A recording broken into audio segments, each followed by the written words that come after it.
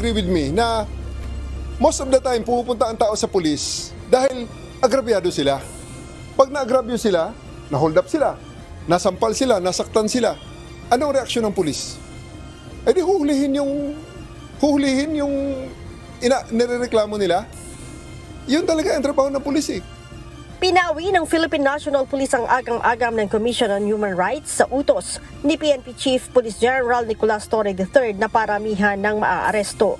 Ayon kay General Torre, may check and balance sa aksyon ng mga pulis, lalo na't buhay naman ang aarestuhin ng mga ito. So, ibig sabihin, pwede nilang ireklamo ang mga pulis na aabuso dyan. Buhay silang magrereklamo. Hindi sila patay na ang nagrereklamo ay kanilang mga asawa. Okay? So, andyan ang IAS, nakakasiguro ang ating mga kababayan, meron kayong redress within the PNP.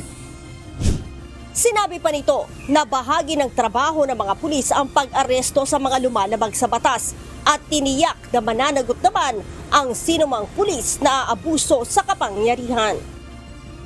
I will always reiterate, ang aresto ay isang essential part ng trabaho ng pulis. Pero ito ay dapat i-temper ng human rights. We respect human rights. Mas ayaw natin lalo na ang nananakit, ang nang-aagrabyo ay ang pulis. Dagdag ni General Torre, ito lamang ang paraan upang matiyak ang katahimikan at kaligtasan sa mga pamayanan. Iisa lang ang paraan para maging tahimik ang ating buhay dito, ang ating mga pamayanan. Alisin natin ang kriminal sa mga kalsada. Alisin natin ang mga kriminal sa ating mga community. Kaya yan ang gusto ko dyan. Pati yung mga maliliit na mga bagay-bagay na nakakasira ng imahe ng pulis, ng ating imahe ng ating community, hindi na po pwede yan. Nauna nang sinabi ng CHR na maaaring magresulta sa quantity over quality ang utos na paramihan ng aresto ni General Torre.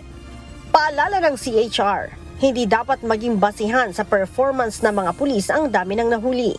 Napatunayan na ito noong nakaraang administrasyon kung saan sinasabing umabuso ang ilang pulis at lumabag sa karapatang pangtao.